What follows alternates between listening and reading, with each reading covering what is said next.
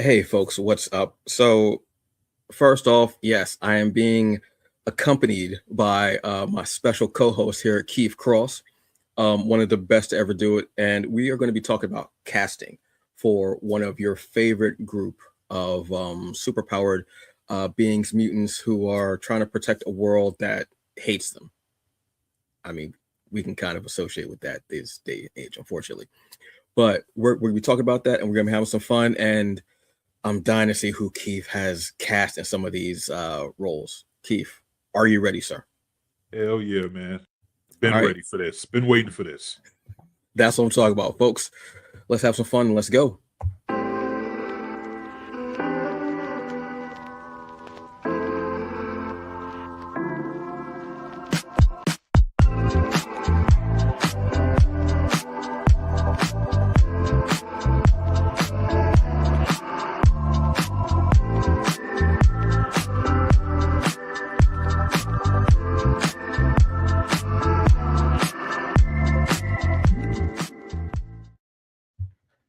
Hey, folks, what's up? And welcome to the Hungry Bleak presents a Castaway special.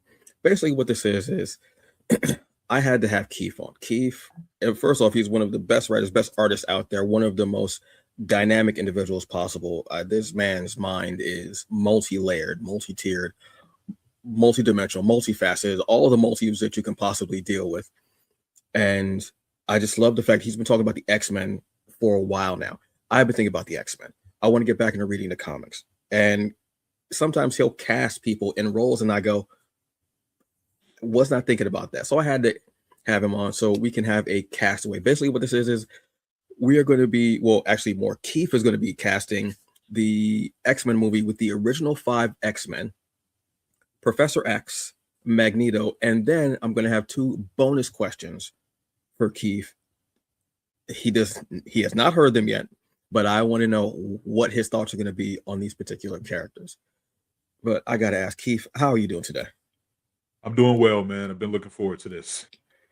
Look, I first off, why the X-Men? You're very passionate about the X-Men. I love seeing your castings when you pop up. When you hear somebody say something about X-Men, I feel like you automatically teleport into the room. And you're like, yeah, no, this is not what we're doing today. No. Right, right. Yeah, man. My obsession with the X-Men definitely came when I was a kid. And, around that time I was like really heavy into like um, socially conscious hip hop like Mhm. Public Enemy, Brand Nubian, X Clan. Um, I was just really into that. So when I stumbled across an X-Men comic, I was instantly drawn in. I instantly saw the parallels. I know a lot of people don't like the Malcolm X and Martin Luther King comparisons with Magneto and Xavier, but I knew it initially, like right off the bat, as soon as I saw their dynamic with each other and saw that the world they were living in, I instantly made that correlation. So even when people say that's not what Stanley said, that's what they said to me. Like I don't care what nobody say. That's what they meant. And on that note, I also feel like during that time, I don't think it would have been popular for them to say that two of the main characters in their biggest book at the time were really based off of two such controversial figures. So I feel like that was a safe, you know what I'm saying? But that's another story. But Mhm. I instantly made that correlation, and the cherry on the cake for me was Storm. Like when I saw Storm, I was all in. I was like, I need to read whatever she's in. And she was basically she was the lens that I felt like I could that kind of let me into the world, like being able to relate to it. You know what I'm saying? Because I was on some blackety black shit, like really like it. So she was my way in. Like I had kind of dabbled in comics a little bit, but nothing really. I was maybe reading like GI Joe and stuff that I would like as a Okay. kid in comic book form, but it wasn't until X-Men and like Chris Claremont's run specifically is what really got me into comics as a whole. And that's why I'm so opinionated about it. Like other groups like the Avengers or the Fantastic Four, I'm like, all right, yeah, that's cool. If you want to race swap them, go ahead. I don't care. Like let Captain America, I don't care, whatever. But I need my X-Men like they are. Like I don't want to see black um Professor X, Magneto. I want them everybody like I remember them. And on top of that, I feel like if it was too much race swapping going on, I feel like that takes away from Storm's thunder.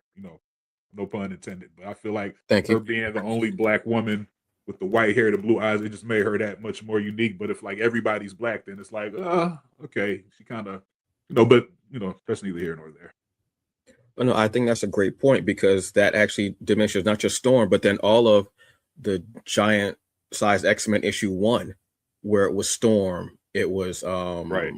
not Warpath, but his brother. Oh my god. Yeah. Oh my god. Oh, Right. James Proud. No, was it James or John Proudstar? I think it was John, but why can't I remember his name? For It wasn't Warpath. no, it wasn't Warpath. No. Let me read it. Oh, okay. Sunfire, Storm, Yeah, Sunfire Banshee. Storm, Banshee. Yeah.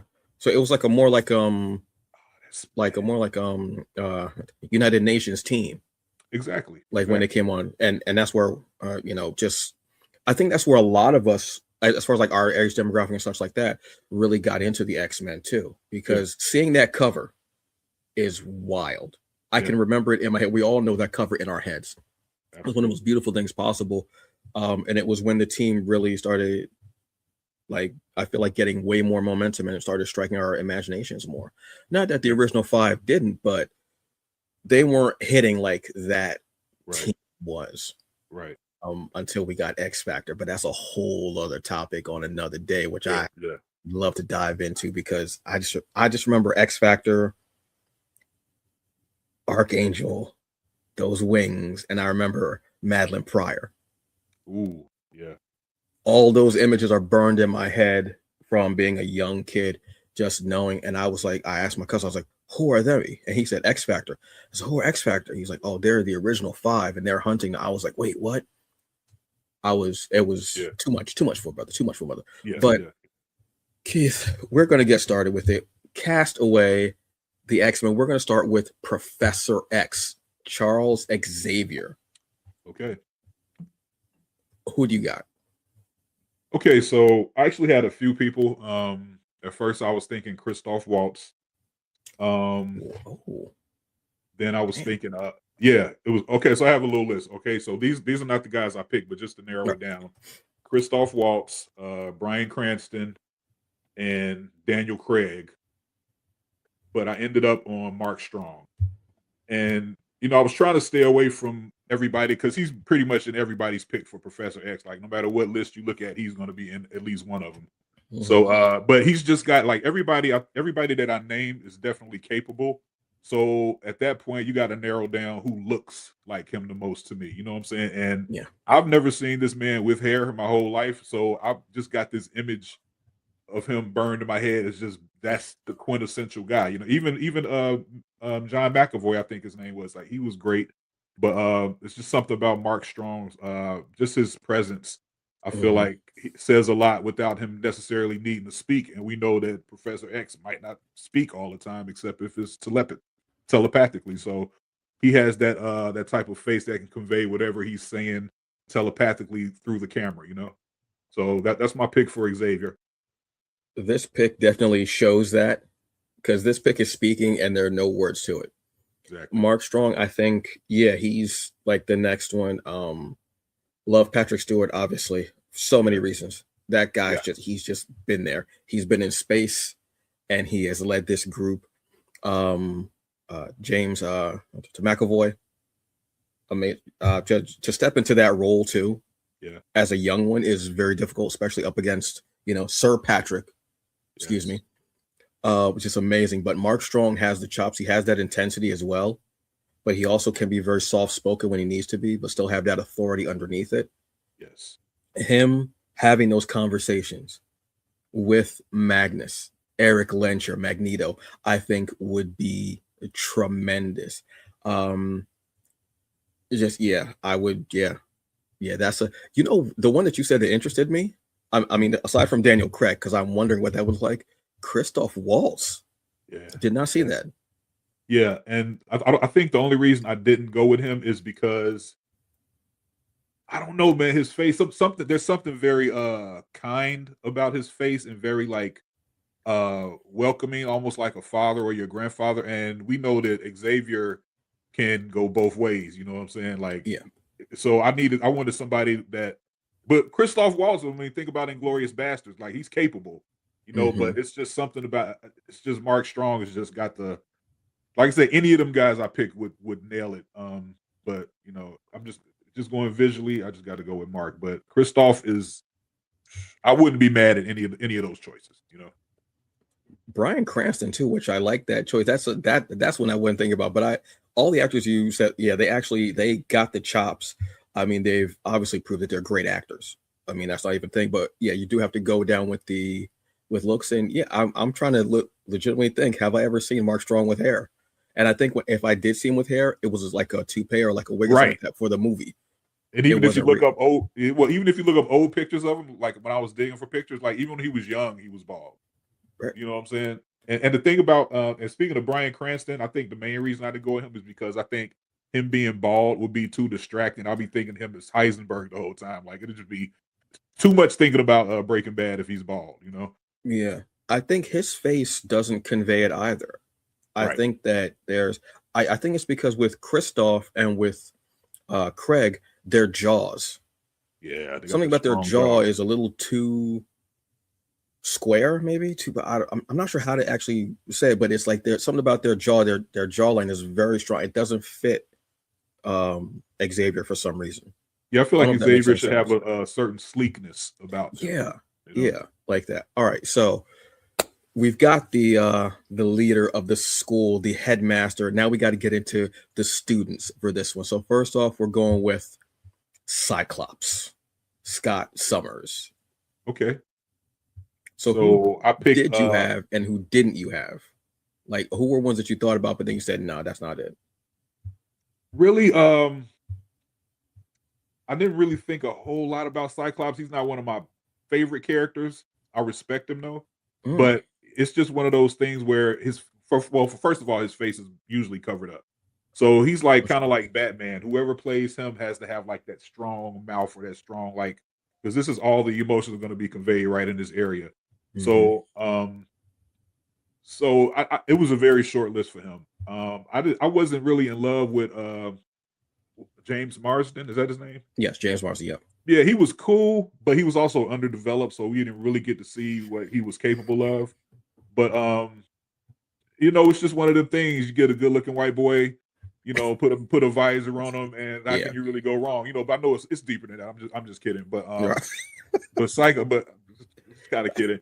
But I think Cyclops, because for me, like I stopped reading when I stopped reading the X-Men because I went like a long stretch. Like when I started doing tattoos full time, I really kind of cut all of that off because I was just too busy. And on top of that, there was a period where when I would go to buy comics, the cover artist would be different than the interior artist, and that would throw me off because I would go spend like $100 on comics and get back home and I open the page up and it's like not the same artist that did the cover, and it wasn't nowhere near on the level. So that kind of burned me on comics. And plus, at the time, the shop I was going to wouldn't let you open the comic. So I was like, let me just chill for a minute. So I say that to say, the last time I was really reading Cyclops, he was kind of like the Boy Scout. You know what I'm saying? The guy that hated Wolverine because he was always trying to get with his girl. And, but then I come back years later and he's like a full-on revolutionary. He's like this badass, you know what I'm saying? So I'm like, damn, okay. So I did myself a disservice by not really keeping up on him because I love what he's become. Instead of like being kind of like the butt of the joke, I feel like he was a little bit, at least amongst the team or his peers. I just felt like they all kind of felt like he was kind of just like the Boy Scout, kind of like Captain America, but not cool. But or at least that may be how I viewed him because I was just like Wolverine back then. Not too different now. But so yeah, he was kind of simple, man, and even with the original 5, I didn't really, they didn't resonate with me like you were saying as much as the Uncanny version did. So a lot of these choices are really I would say surface level because I'm not that immersed in their mythology as I am like with the international team, but I still know who they are. Right. So yeah, but I saw Glenn Powell in I think first I saw him in Top Gun. And I wasn't really thinking about it then, but then I saw him recently in Running Scared, and I was like, "Oh, okay," because he just has that long face, like Slim, like they call Cyclops Slim, and it's just something about him. I could just see him putting a visor on and it just clicking easy. You know what I'm saying? He just has that look about him. So Hmm. His is based on more definitely aesthetics, and I think he's a really good actor too. So he could pull it off. You mean Running Man, right? Running Man, yeah, All Running Man. right. My bad. I just want to make sure. Let me tell you, that's the movie that I was talking about. Was Running Man. I was watching that and I saw Glenn Powell in it, and I looked at him, and when he was angry, when he was on the like the camera, and he was just like angry, it Yeah. reminded me of that X-Men 97 where Scott snaps on that reporter. And I instantly was like, yeah. So you That's saw it. it too?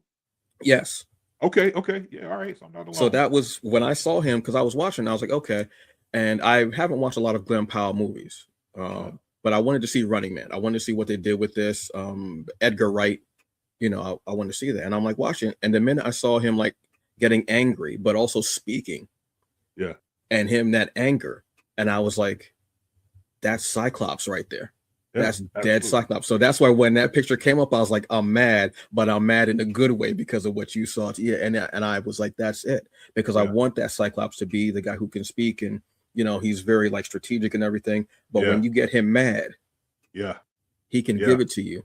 Exactly. Because imagine him mad and ripping off the visor, because in that, which we see that is going to happen. Exactly. Because I know Kevin said there weren't trailers, that they're clues. Right. They're not trailers, they're clues. And James Marsden was not done. I hope that this is his redemption. Right. As far as like, because he deserves more. Because I actually like the guy. I like his acting and everything. Seemed like he's got whatever, but he was given the butt of the joke in that.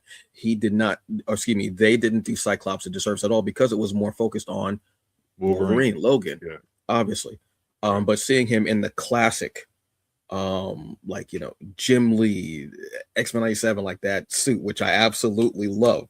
Yes. And seeing him rip off the visor, because when he rips off the visor, something has happened. Either Jean's gone, right? Somebody died. Like, obviously, I had to say Jean gone, because if Jean gone, Scott is done. That's it. Unless Emma's around, then Scott is done. That's a joke, kind of. But when he rips off that visor, he lets that out. It's one of the most beautiful yet terrifying things possible, because you see him letting loose, which he doesn't do often. Right. And I saw Glenn Powell instantly doing that, and I said, yeah, can we get him, please? Yeah. So, yes, I totally agree. Glenn Powell. Yeah, but then at the same time, he's 37. You know what I'm saying? He's perfect. That's what we were talking about earlier. Yeah. We were talking about earlier age. So if they're going to redo it with young, so he would be like the X Factor Cyclops or the Uncanny X-Men Cyclops. That goes into a whole other thing. That I could. Right. Yeah. You could also do the whole. Well, actually, I wouldn't want to do the time travel thing, because it did that in the comics, where it did bring back the original 5, as like teenagers working along with the X-Men.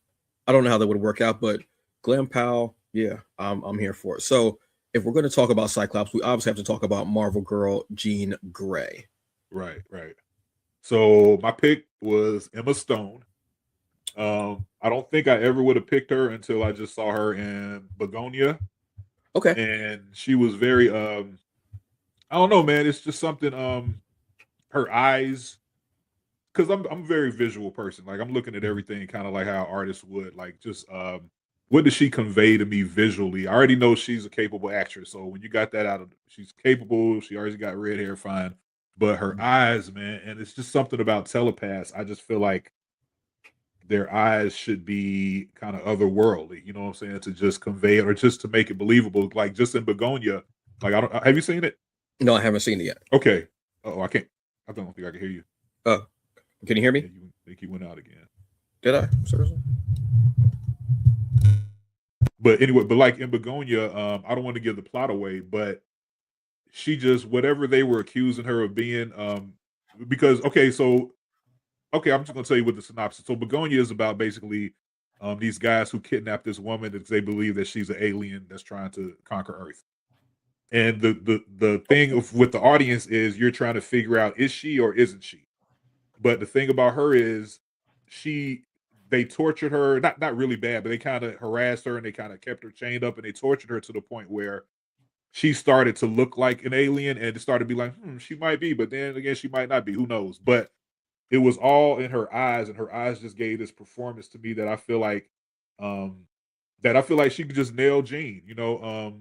I feel like she could have that type of personality that she's used to being like fought over from guys, but she's used to like calm down, fellas. She's used to this attention. You know what I'm saying? And she could handle it in a witty way that I feel like Jean would have. But yeah, for me, Emma, I like her as an actress already, and I just think visually, she's not somebody you would think of, but I also think that's a good thing about it.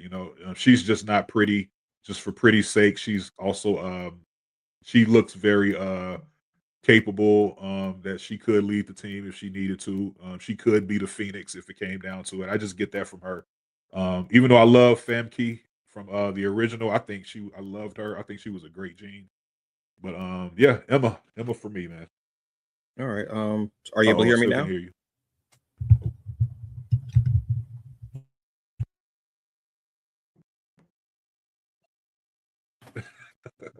Can you hear me now? Telepathically hear you. What are you saying, man? Can you hear me now? I can't hear you though. You can't hear me? All right. Sorry about that, folks. Technical difficulties. And you did stand by. We appreciate that. No, I didn't see Begonia. I know it's on Peacock right now streaming. Yeah. I absolutely can see Emma in that role.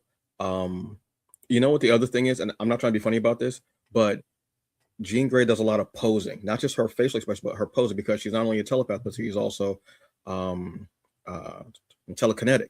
Right. So it has to be, and I can see Emma like doing those poses. Yeah. With the eyes, and the Phoenix Force is a whole other thing. So that you have to be able to have that acting ability as well too, because it's a whole cosmic entity that's inside this body. Exactly. And she could, And I feel like I never would have thought her, because when I think of Emma Stone, I immediately think of Gwen Stacy, or wait, was it Gwen Stacy?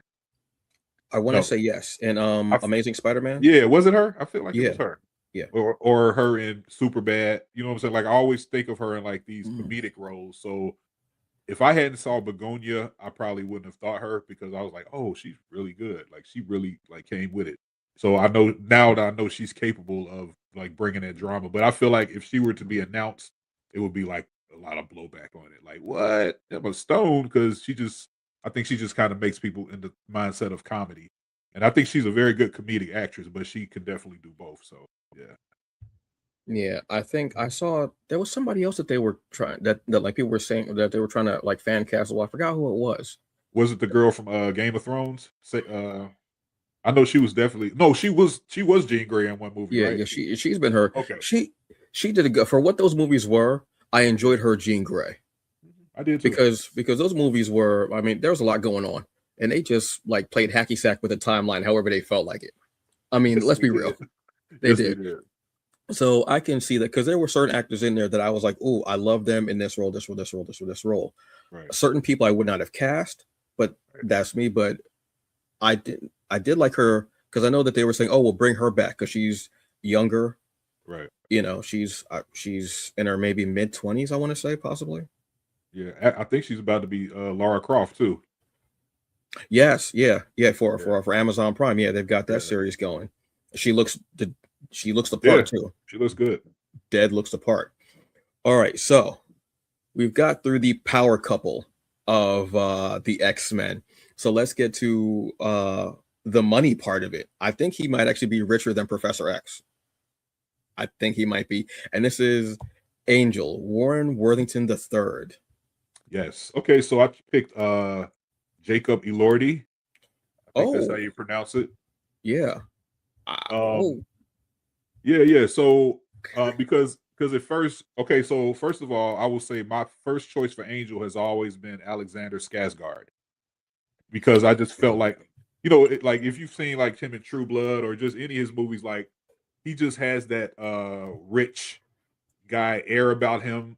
He's like tall and long. He's like kind of the way that I envision Angel to be, but most importantly, imagine him as Archangel.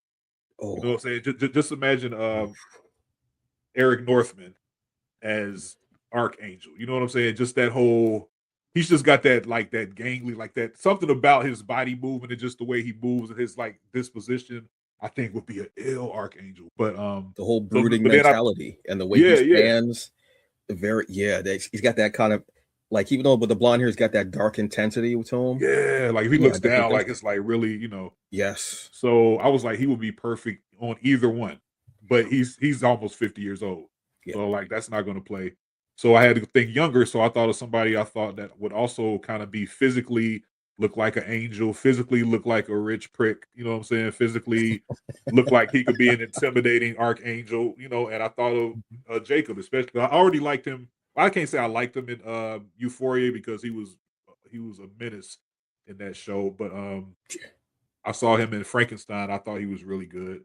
The physicality of him, I think, would be good for Angel. But yeah, Jacob Elordi. I don't really like Angel. Is not a character that I'm really into that much. But yeah, so yeah, I think people that know the characters a little bit more than me may have different choices because for the original five, I'm going mostly on aesthetics and just general my surface level of knowing these characters. I don't know them as deep as the Uncanny, but I kind of look at the original five kind of like the Fantastic Four, like kind of almost Yeah. safe, family friendly, you know, Saturday morning cartoon type teams.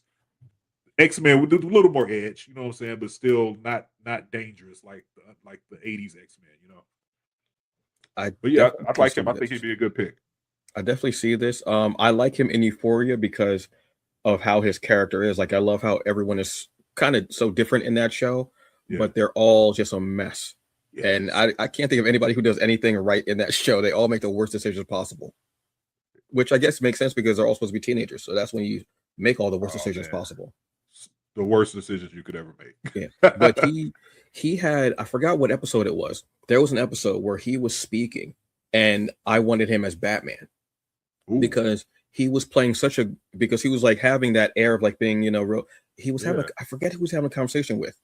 I think it was a guy who was going after his girlfriend or was bullying something like that. And he was Okay. speaking to him in like almost like a Bruce Wayne kind of manner. And then there was a switch. And I think he grabbed him something like that. And he had this, it was like a totally different person. Yeah, And I I know what scene immediately, you're talking about. yeah, and I saw it and I said, "Oh, Batman. Why? Like, where is this not at?" So I can see that, but for Archangel, for Angel and Yes. Archangel, because now I'm not sure how it happened. I'm so far behind. I haven't read X-Men since like the House and Powers of 10 Oh wow. Okay. when like Krakoa first started. Okay. Um, which I want to go back and reread everything, seeing everything that's happened. But I know that Warren can switch now between the two personas. Right. And I love the fact of having him go through that. And if he is Warren, and then we go through the whole apocalypse thing, and then Yeah. we get Archangel, and then hopefully that goes into my favorite X-Force team, which is him, Wolverine, Warpath, Wolf's Bane, somebody else's, and Psylocke. I Domino. think. Was it Domino or Yeah, yeah.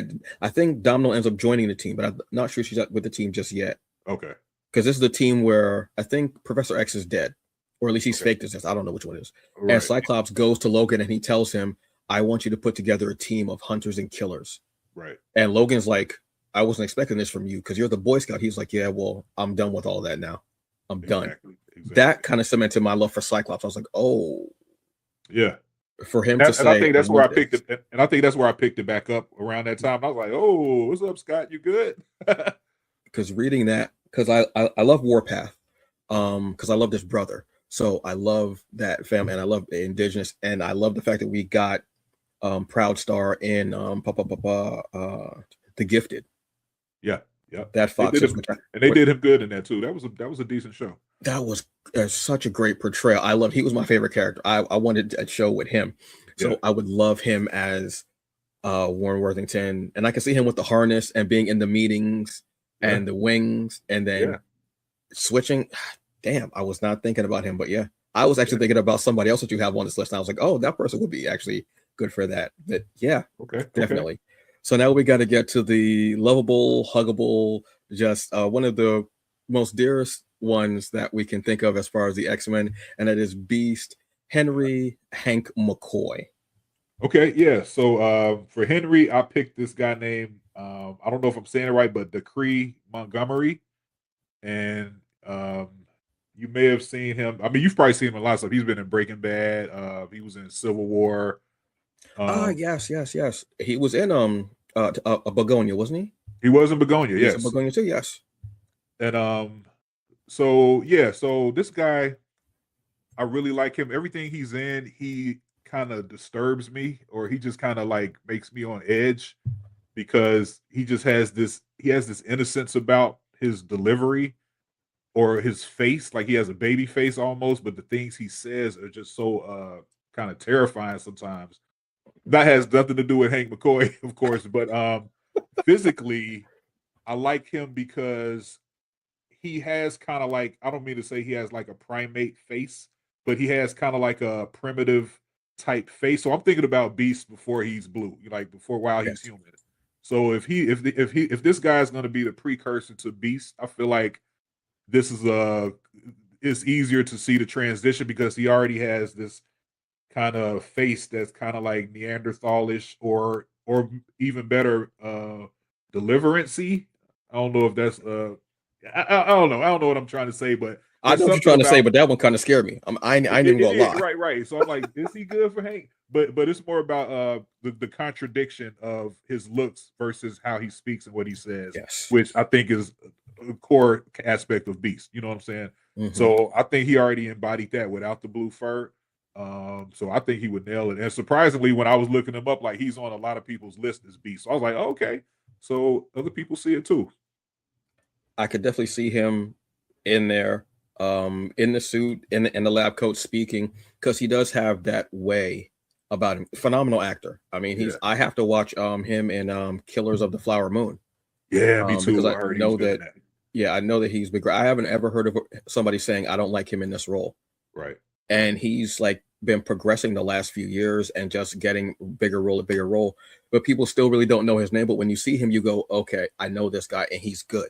Exactly. I definitely would see him, and I like the fact that he's not someone that you would think of, right, in these roles. That's what makes him perfect for Beast, because he has to have the expressions underneath the blue and the fur, and right. he's got it. Like you were saying, his face just conveys, and he has that right there. Right. I'm definitely on board with this one. Yes, absolutely. So we've got the nice, warm, furry, lovable characters. Now we've got to go to the cold, but not hated character of Iceman, Robert Bobby Drake. Okay. Yeah. So I picked what's his name? Who did I get? Iceman. Oh wait. No. Okay. The last guy's name is Jesse Plemons. My bad. I got his name wrong. Jesse Plemons is for Beast. Okay. This new guy. Okay. Jesse Plemons is Beast. Like neither one of us know his name. We're like, okay, yeah. I just know that the guy can act, and when I see him in a movie, I know I'm going to be set. Right. That's it. That's all you need to know. Bet. So the new guy, now his name is Decree Montgomery. And you may recognize him from Stranger Things, and he was also in the Power Rangers movie. Oh yeah, as the Red Ranger. I still have yet to see that. Oh, yeah, that's a good one, man. Yeah, surprisingly good one.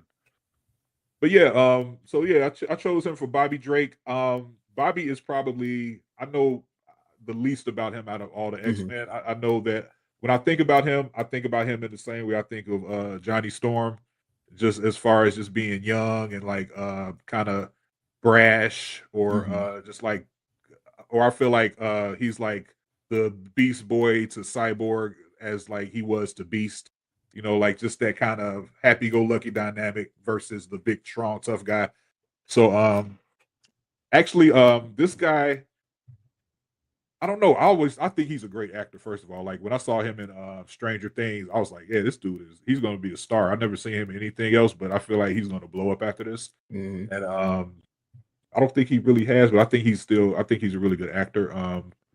Like I said, he's got the look. With this one, I'm going strictly off looks. My knowledge on Iceman is limited. I know that he's like an Omega level mutant right now, and I know he's like probably one of the most powerful mutants that's out there.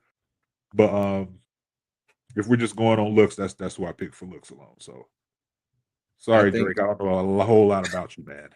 I think, well, that's the beauty of it too, is we get people who we don't know, so we can't necessarily judge them on this role or this role or this role.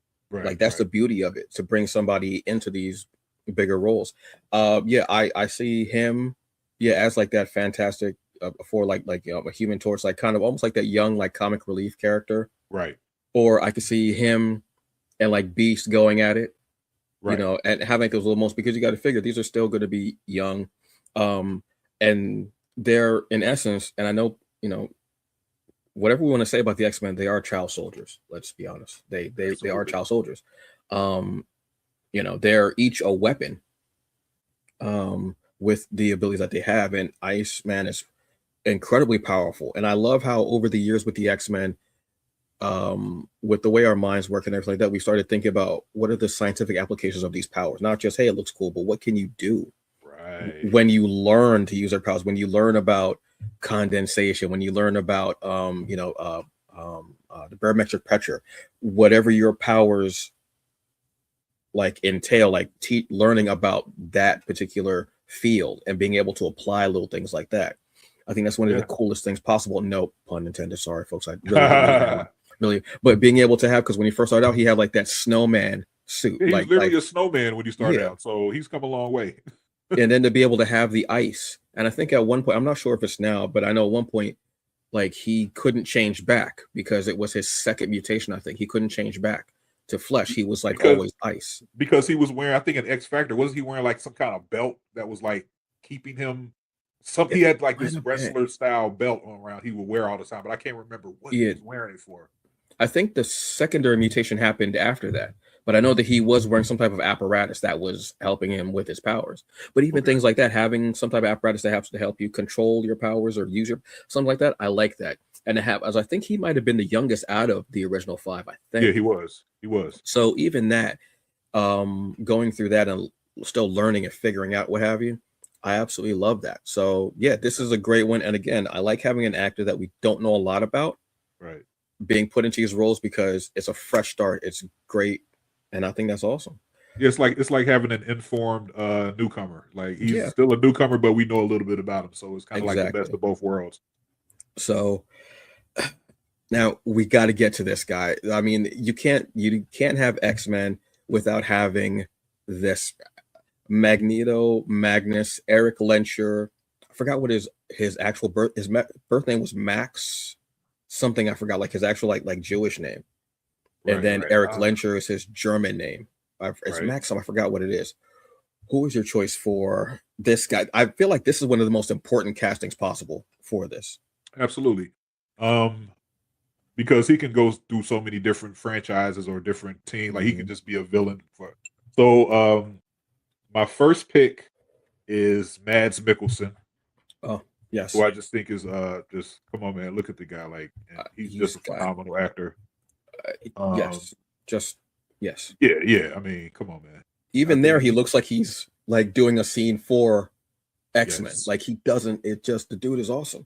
Yes, and I mean, I thought he was so underutilized in Doctor Strange. Like, why would they give him that little role like that, man? Like the same way they did him in Rogue One. I'm like, okay, so either he's really expensive, maybe like, this is all we got enough to pay you for. Because I'm like, why would you underutilize such an actor like that, man? But he's I mean, what else can I say, man? Hannibal, the guy just he doesn't even have to. He's one of the guys. He doesn't have to say a word, man. He could just really just walk around. We just look at his face and it's like, So he was always my number one choice. This is if we're going with an older Magneto. Okay. I also had a second choice. This guy named Sam Reed, and I don't know if he was in Lestat in the new Interview with a Vampire, and I think he would be such a good Magneto, man. Like, dude, have you seen it? Have you been watching that? Yes, I'm so excited for Lestat. He gives such an arrogance, and just I could see him giving an Magneto like monologue while flying. Yes. Like honestly, if I had to pick between him and Mads, even though I love Mads, I would go with him just because his performance on Interview with a Vampire. I just feel like he would just electrify that character, man. Like he's like born to be a villain, Yes, he's very grandiose, very arrogant, very just like over the top, like theatrical. Oh my god, he would kill it. When he walks in the room as Lestat, like there's going to be some whimsy, and there's going to be something grandiose about him. Like you said, when he walks in the room as Magneto, the room stops. Yes. everything has to, because he has that presence, he has that there. And when he speaks, even the way that he postures and the way he, like, when he speaks and the way he moves his hands, he Yes. has that there. And the jawline is it killing it. Yeah, it's everything. Imagine that long hair but white Yes. coming from under the Yes. helmet, Yes, man. Come on, man. Let's do it. all on the cape. I mean, either way, you can't go wrong. I would say he's younger. Yeah. Yeah. That's the only thing. Yeah, but I also want the only thing is I want Magneto to be a survivor of the Holocaust. I know that would be difficult with time, and I don't know how they're going to do it, what have you, but I want that because that gives him so much more of a heft, a gravitas to him. Not just Yeah. is he mutant, but he's also been hunted because he was Jewish. Yeah. Yeah. And that whole thing, because I'm tell you right now, Sir Ian McKellen, when he said, I've been marked, and he shows his form and he goes, and I'll never let them do it again. He Yeah. gave so much. When you see even Fassbender was a perfect revenge filled Magneto. When he was hunting those Nazis, I said, can I just get a movie of this? Yeah, I mean, really, and Michael Fassbender did it so well. Like, I wouldn't be mad if they brought him back. So my thing about it is, even though characters do great and you want them to come back, like I also like even with Wolverine, like I just want to see something else. Like I want to see another version because even though they killed it, I don't want to see all these new people and then still old people from Fox. You know what I'm saying? Like even though they Yeah. did great, that was a time, and I feel like so many people are just so held on to nostalgia. You just want to till I'm 90. You know what I'm saying? Like people just really want Wolverine to stay. I'm like, y'all just really want again? Like Yeah. so anyway, Michael Fassbender killed it. I also feel like you're right. The Jewish heritage, like that context alone, just adds so much to his character and his motivations. Like you understand why he's doing it because he's not talking from a place of what might happen. Like he knows firsthand what it's like. So Yes. he's letting y'all know, like, hey, this is what's gonna happen. Like I'm not just talking shit. Like this is what's gonna happen. So to take that away, man, like what could they replace it with? So that's why I'm like, they should just make it in an alternate universe, man. Like, just make it to be true to the story because there's no other way it's going to make sense. He's going to be too old to do anything. Yeah.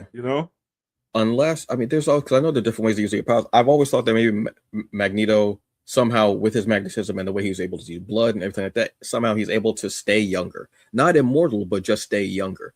I don't know. I'm just speaking out of my mouth because what have you, but yeah, man, I would love that. I just want my Magneto with white hair. I'm gonna be honest with you. I love Fassbender, but I need my Magneto to have white hair. Yeah. Just like I need my Charles Xavier to be bald. I'm not trying to be funny, but I need that. Yes. These are both those choices are really good. Jeez. And see, and the thing about, and as far as the age thing, for me, I'm like, okay, and I told you I'm not the hugest original 5 fan, but I feel like if they were to do it, I feel like the perfect way to do it was to give them a series that would lead up to a feature length like Uncanny X-Men movie, but like a good eight episode series. You know what I'm saying? Of the first group. That's a good way because I don't feel like they're.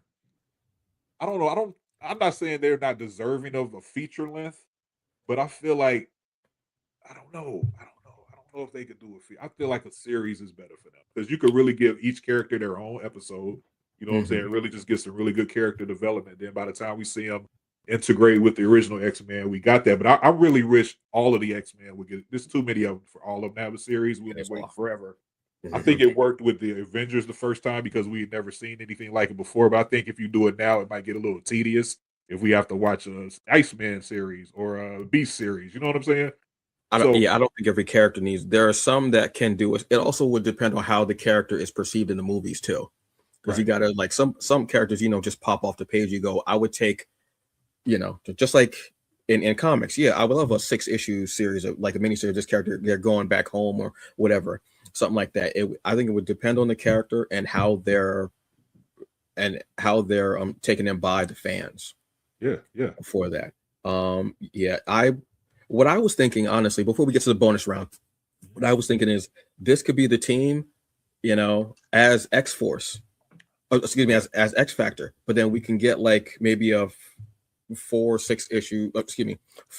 or 8 episode prequel of them younger, learning from Professor X, learning from and everything like that, and then we just what have you. But I would like to see something with the original five, whether they're introduced as X Factor and then we find out, Right. or what have you, which kind of goes into the bonus round. So, okay, these are two questions I'm going to ask you. Real quick, I did not tell you what these questions were, but these are kind of linked. So let's go into it. First one is, how do we introduce Wolverine? Easy. Yes. Okay, so a lot of people apparently, not a lot of people, but some people seem to be tired of Wolverine. And some people are like, I don't want to see Wolverine. He shouldn't even be in the new movie. It just sounds crazy to me. I'm like, that's like saying, let's make a Thundercats movie with no Panthro. Let's make a G.I. Joe movie with no Snake Eyes. You know what I'm saying? Like, what are we talking about here? So, other characters need time to shine and all this. I'm like, all right, okay. But he cannot just not be there. You know what I'm saying? Like, it doesn't have to be about him, but I think that'll be a huge mistake to just not have him in the X-Men aesthetic. Because my thing about it is, we saw how Fox did it. They did what they wanted to do. And they were entertaining movies, man. They weren't accurate, you know what I'm saying? But they still did their job because we didn't really have a point of reference at that time to really even be like, oh, this is, But now, when you're with the MCU, when you're with the company that has probably done the most faithful comics accurate like stuff that we've seen consistently, I want to see what their take is going to be like on everybody. Like, I don't want to see Hugh Jackman no more. I want to see new everything. So that being said, I feel like in order for Wolverine to not have a large part in a movie or to be the sole focus, I feel like he needs his own series.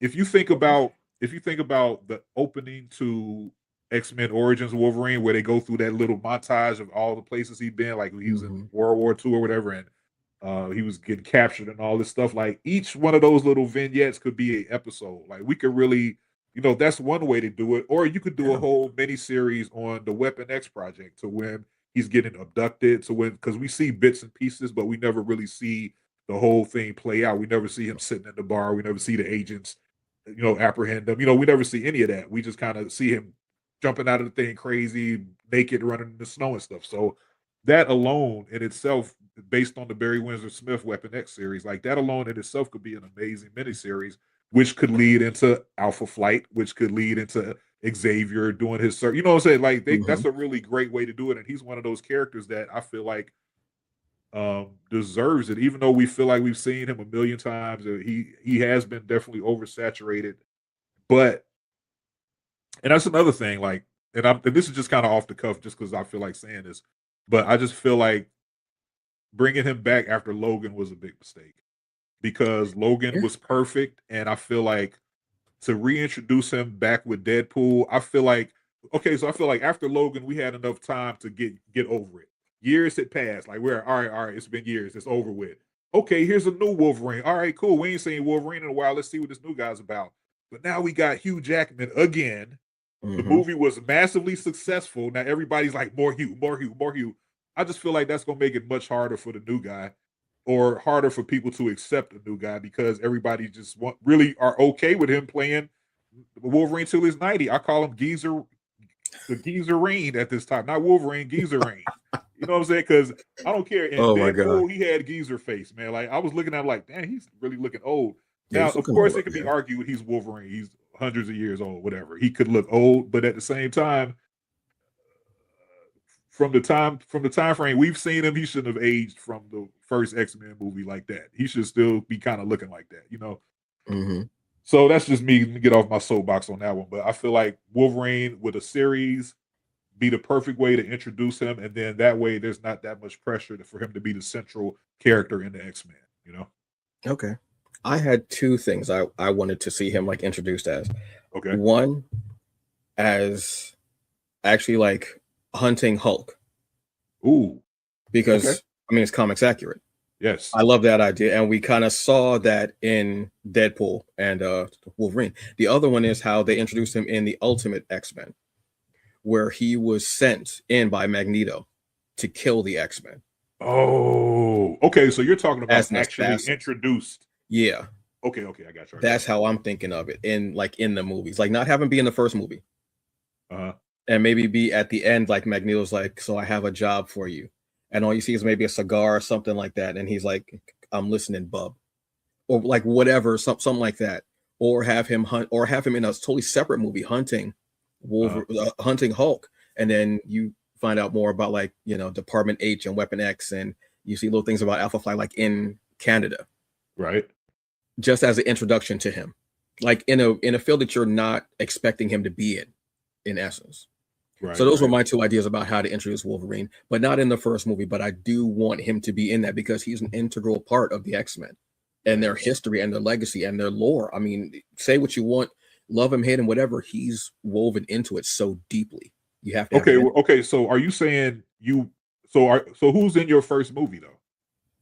If it's not the first five, like the original, because I would like the original five. Like that's how I would like start. Like do something different. Like not go where you would expect people to go with Wolverine and whoever, like that original five. Uh-huh. That's But what I would okay, like. so but if it's not the original five, so let's just say if it's not like, would you want a not original five X-Men movie without Wolverine for the first movie? If it's not the original five, then Yeah. I would Wolverine in it.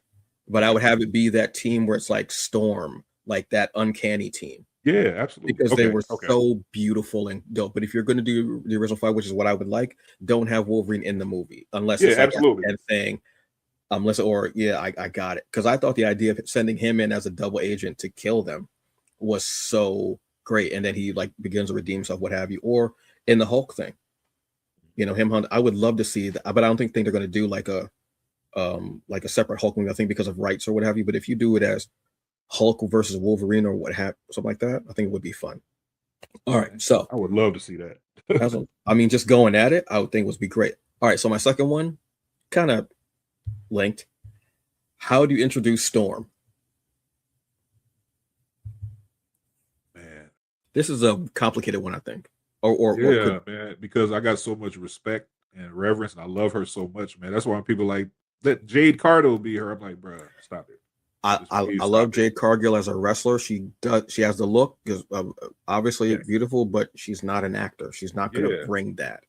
She's It's more Storm is more than just a white wig and a nice body. You know what I'm saying? exactly, and black.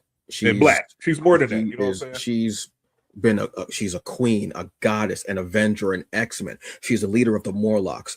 She has been the Weather Witch. She's been so many things. Yeah, yeah. And even without her powers, she's still one of the baddest individuals possible. And she's been a thief. She's been everything. Yeah, yeah. So I think for me, I would want to reference the Life Death series, Mhm. when she doesn't have any powers and they really go back to where, well, okay, so maybe not that one because she's already been Storm at that point. All right. But definitely her being worshipped as a goddess. I think Yes. that should be the start. I think it should be one of them things where you're watching it. It's like, is it Storm? What you ever been to a movie and you're in one thing, but they might.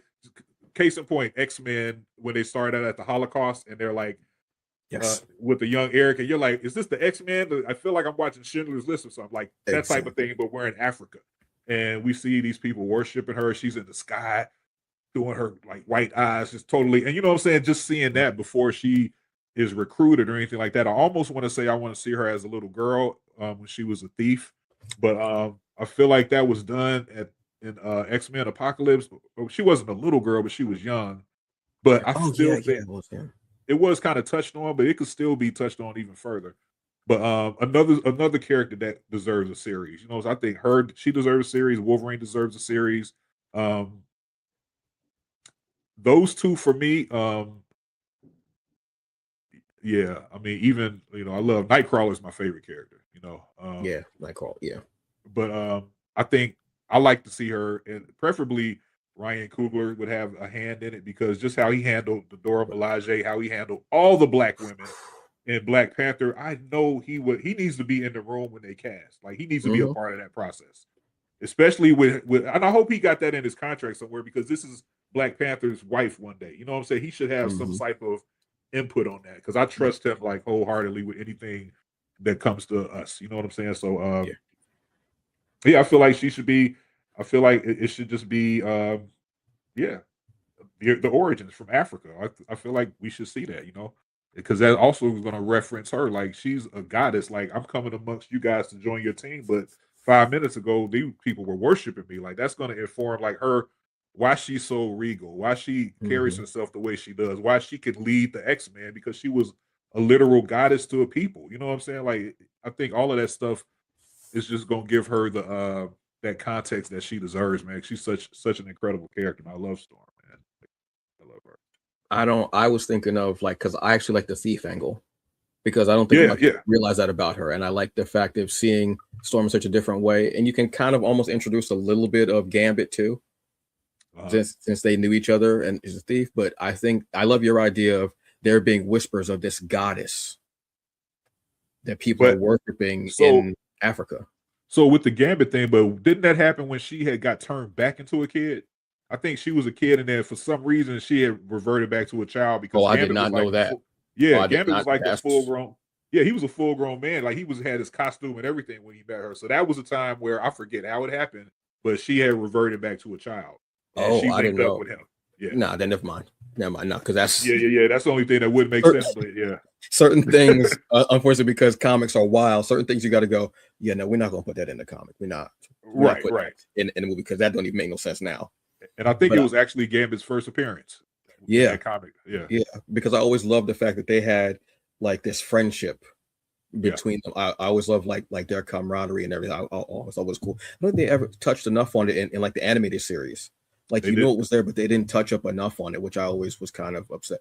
You could even introduce her because of the Shadow King You could. You and could. Professor X, like you. I don't, like the historian, but I love the idea of there being whispers of this woman who's worshipped as a goddess and she controls the. I love that, Yes. and them again. This could be something that I think to have such a regal entrance and wearing the all white and like you said, the eyes and the hair out, and her giving one of her between her and Magnus, their monologues, Yeah. Yeah. mistress of the elements and everything, and the wind and all that. Yes. And you had what's her name? Jodie. Jodie Turner Smith. Yes, Lord, gee, that Yes. Yes. Yes. Yes. I think she's perfect. Like I always thought she would be good when I saw her in the yes, Acolyte. Say what you will about that show, but when I saw her, I was like, yeah, she is Storm, man. Like I buy acolyte. it now. The Acolyte, Star Wars Acolyte. Oh yes, yes, okay, yes. Thank. I was thinking for a second. I was like, for some reason, I thought that was like some type of like sci-fi, like sci-fi, like comic book. I was like, wait, what the hell is that? Did I miss that? Yeah. Yes, I. She just has that. Like even when she's on the runway and they're taking pictures of her, she has that look about her. Like, yes, take your pictures. Yes, Yes. go ahead. Yes, I am here. Yes. Yes. Playing Storm wouldn't be a stretch for her. Like No. you know. That and that'll be a Wednesday. Exactly. Like that, she Exactly. would just go to hair and makeup, the wig. Imagine seeing her, and I was just like, she has that Mr. Regal, just everything, the costume, what have you. I Yeah. just yes, And I know a imagine lot of her. people like I know a lot of people like DeWanda Wise. I liked her too, but it's just Her. physically Jodie just got that. It's just like DeWanda is pretty and she's got the light eyes. I think that's what put a lot of people in the mind of Storm. But I Oh, think either okay, way, she's gonna have to make her eyes blue, so they won't be that color anyway. But yeah, DeWanda is just like pretty, but she's not intimidating. She's not like she doesn't look like she could go toe to toe with Callisto or lead the Morlocks or something like that, or yeah, just be like or lead the X-Men with no powers. Like she doesn't look strong or powerful to me. Like Jodie looks like all of that, yeah. like on a Also, normal day. I could see her with that mohawk because I need that mohawk look eventually. I need that Yes, mohawk look man. eventually. That was one of the baddest. I just I yeah, need like that second movie for real. that. I mean, just that and the vest, that whole like that that point in the X-Men between her and I want to say Rogue, like they both had these designs. I love character Yes, designs and man. they stick in Yes. my head. Like the jacket is, I mean, Rogue jacket. Obviously, the jacket is iconic, Right. yeah. But when you see Rogue with like the coiffed up hair, ridiculous hair, the Yes. gray streak in there, and Yes. I didn't know she was Southern. So when Yeah. I read her as like this like New York socialite. I didn't know she was Southern at the time, Oh, and really? I didn't know. No, She was like saying like, "Hey, sugar." She was like, "Sugar, come on, sugar." as a young kid, I Oh, did not know okay. because I would go to New York and there would be like like older women, like socialite women who would say oh sugar and like that, saying it, Uh, But then when I heard her voice, I was like, oh, she's Southern. I didn't know until then. Right. So just seeing those two, oh man, when's this movie coming? Anyway, well, folks, that's our time. But look, this was immensely fun. I'm a Yes, best with you. yes. You have some of the best castings on here. So the best reasons. Look, if we do this again, I gotta hit you up about Uncanny X-Men. I Bruh, gotta hit you up on you them. have there's no if about it, man. We got to look, that's what I'm waiting on. Okay. All right, That's all what right, I'm waiting, because I got all I right. got my list already. Oh damn. Oh damn.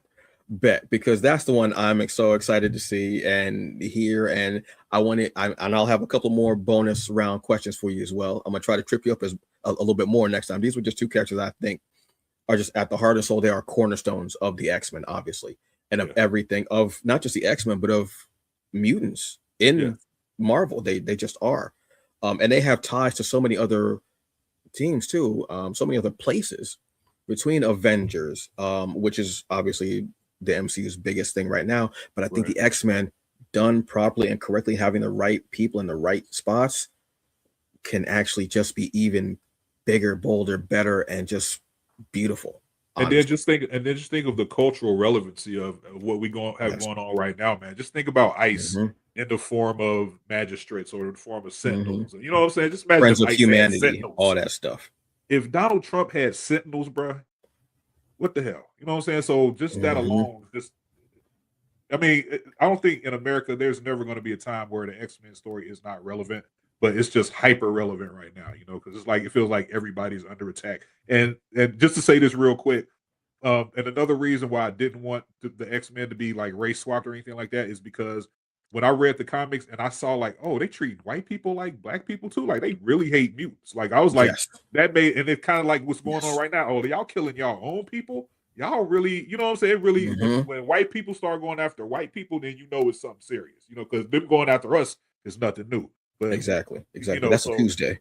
That exactly. So you know, that yeah, that is a great point to show that. So because it's always funny because the people who and a lot of people who enjoy the X-Men and what have you don't see that they're actually the the friends of bad guys. humanity and not the X-Men. They look at them and like, oh yeah, I love the X-Men. They go, well, yeah, well, I'm for ICE and everything. And like you realize you're the friends of humanity Yes, and not the actual X-Men. You wouldn't be yes. at the institute. Like, what is going on? And like, bro, I don't. How do you not see that, man? Like, how do you not know that you are the bad guy? Like, come on. That's one of the wildest things. So I think that yeah, this is one that they're going to have to really do properly and not just throw together, not just as far as casting and everything, but writing story wise, because this is so relevant. To, like Yes. you were saying, this is one of the as far as we know now, because who knows what can happen in a year. This is like one of the most um, relevant times where you go to the X-Men and you go, I can identify with each and every single of these panels. Yeah. I can Yeah. see why at a certain point Scott is like, yeah, no, Yeah. absolutely not. Yeah. Yeah. I'm going against everything. I can see why they went and got their own island.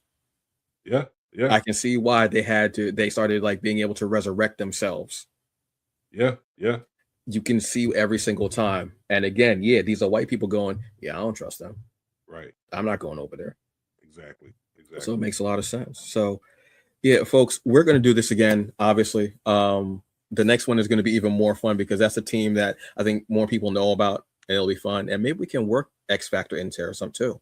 Let's do it, man. Let's All do it. right. So on that note, folks, look, I'm so honored to be sitting here with Keef Cross casting an X-Men movie that hopefully we get made within the next few years or that they're already working on. Somebody's doing something. I don't know. I'm hoping, Right. possibly. Right. Thank you very much, Keith. I appreciate you always, sir. One of the best out there to ever do it.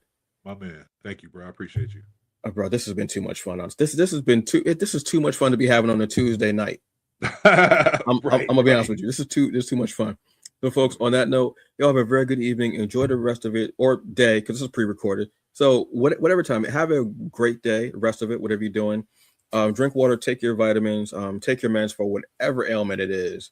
And look, normally I would say the other thing, but I'm not going to say it because I'm kind of tired of it. So I'm going to say this instead. I'm going to say abolish ICE and let's just tired, y'all. We are tired. Fuck ice. All right, y'all. Peace. And big up to Bad Bunny too. All right, Big up. I couldn't doing it. understand a word. I love it anyway. I don't care. I was dense. I know some Spanish. I did not care. I was in Didn't give bed a like damn. just my shoulders was moving. I was in bed, my shoulders were moving. Didn't I give a don't damn. care. Didn't give a I didn't damn. care. One of the most beautiful things possible. And then I turned the game off because I don't give a damn. Right. I didn't understand the word, but I understood everything. That part. Folks, have a good day. We'll see you around. All right. Next Peace. time. Peace.